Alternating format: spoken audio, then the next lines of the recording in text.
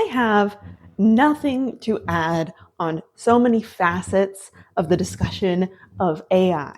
However, I have something to add on a very particular facet on the discussion of AI in creative spaces. That is what this video is about, which is AI makes worse art. And we should value human art for very particular reasons. So first, I'm going to run through why I think human art is so important, and then I've got specific examples of things from my own book that wouldn't be nearly as good if I had outsourced this part or this draft or that edit to an AI. I've been thinking a lot about this. There's a few reasons that humans love art.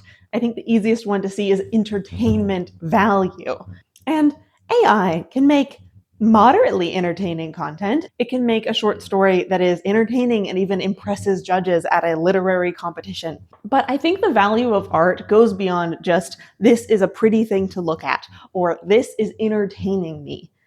It goes into emotional growth of us humans, both the people who are making the art and the people who are consuming the art. Making a piece of art that is part of the artist's soul, that really matters to an artist, is a form of emotional intimacy. When I am putting things that I really truly care about into my art, into the character arcs that I write, I am putting myself out there. I am saying, look, here is what is inside my heart.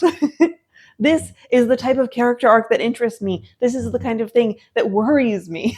This is the kind of thing that I think is hot in a love interest.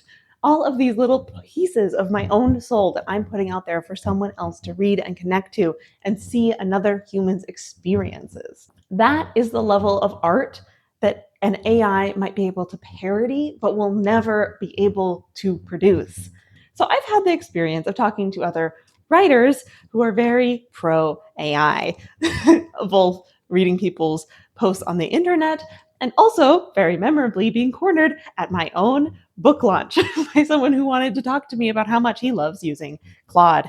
And something that this man said to me has just been like percolating and rotting in my brain as I think about it over and over, which is the way that he was excusing his own AI use. He was saying that he used to write all of his stories himself, but now it's so much more efficient. He can pump out a book so much more quickly now that he's using this AI. And he excused a lot of the use by saying, well, I'm not using it for the entire book. For book 7 of the series, I only used it for the outline. And for book 8 of the series, I only used it for drafts 3 and 7 and for etc. And art doesn't need to be efficient. It's not a race to finish as many things as possible. Art is about human expression. And yes, if you produce more art, you can sell more art and be more financially stable, which is a dream that all the starving artists have. But oftentimes there is a sacrifice of mass producing slop, even if you don't use AI involved, where you get less of that human intimacy and emotional connection that you would put in your art with the time. Because it's the time struggling through a draft that really makes the art human. And I have examples brainstormed here of times when it took me struggling with a draft to find a breakthrough, to find a real emotional nugget at the core, to spend so many hours for both of my books, totaling up all the time I spent across drafts and recording my audiobook and all of it. I spent over 500 hours with these books. And I could have automated so many of those drafts to AI and spent easily half the time, a tenth of the time with these books, and they would have been so much worse. So much less fun. What's the point of publishing slop? Just the pennies, I guess. I'm not here to make it rich. I'm here to share my art. So here's specific examples of scenes that wouldn't be in the book if I hadn't spent those 500 hours in the trenches with the book.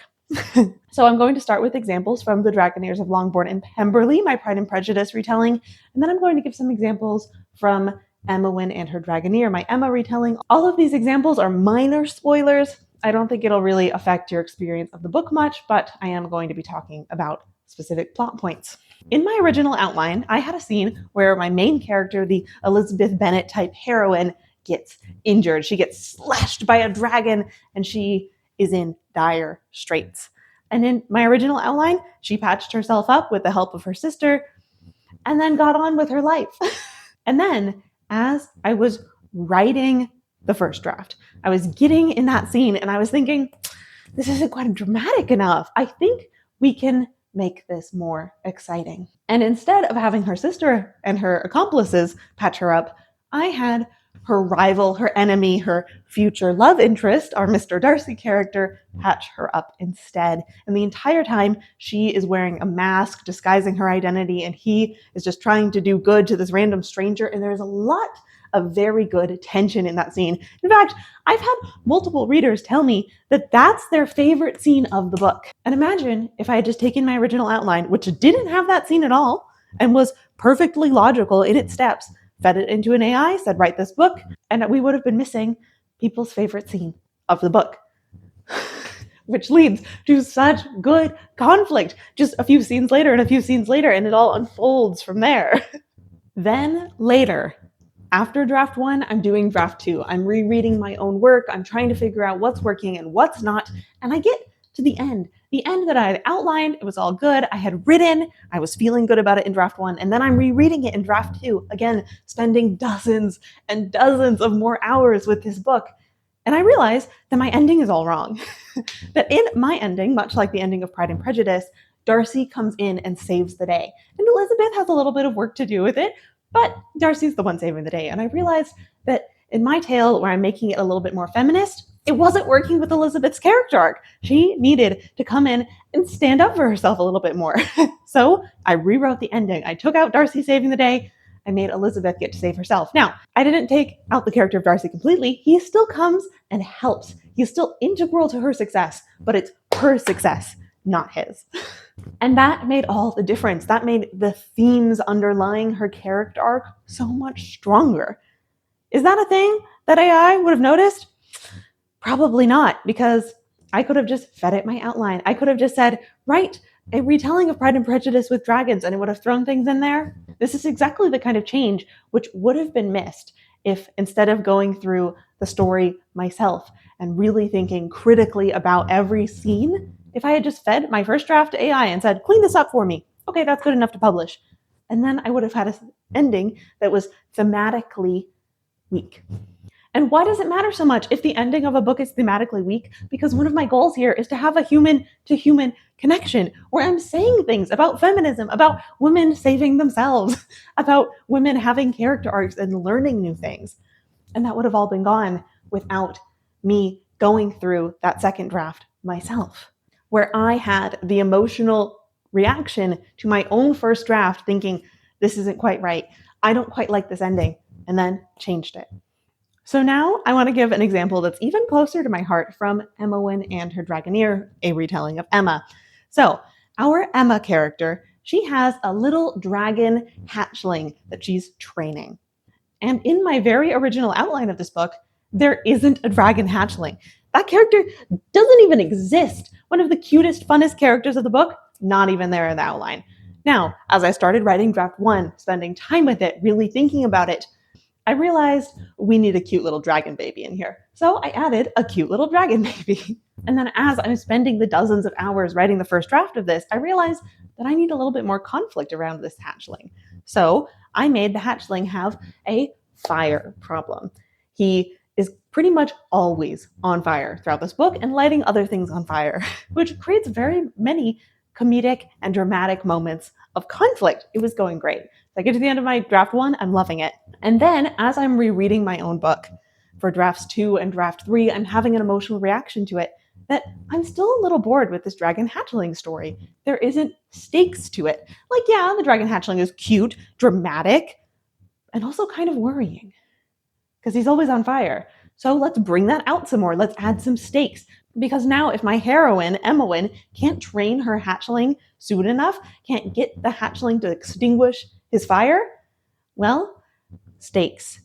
The dragon hatchling is going to be sold off to the army because they can't keep it in their own nest. So now we have a deadline. Now we have stakes of what's going to happen if the hatchling doesn't get trained out of this fire. And then the story rolled on. Now we are in draft 4, and I'm rereading my own work. I'm spending hundreds of hours with this story, and as I edit the scenes between Emmawyn and her hatchling, I'm putting more and more of her anxiety in there, of her really worrying about these real stakes that I've put in here, of it taking up space in her mind and her actions and propelling her in new ways. And then finally, just recently, the book's done, and I am recording my own audiobook. And I'm reading aloud those scenes where she is so worried about letting her hatchling down, about what's going to happen to him, about how can she help him. And I realize as I'm like starting to tear up that I've put so much of myself in this character that I didn't even realize I was doing. I listen to these words that I wrote and realize that it's all a metaphor for my own very stressful and anxiety-ridden journey with breastfeeding, where I really wanted to nurse my baby, and there were a lot of things that got in our way, both on my end and on his end, and I was really stressed about it for months. Oh, now I'm gonna cry.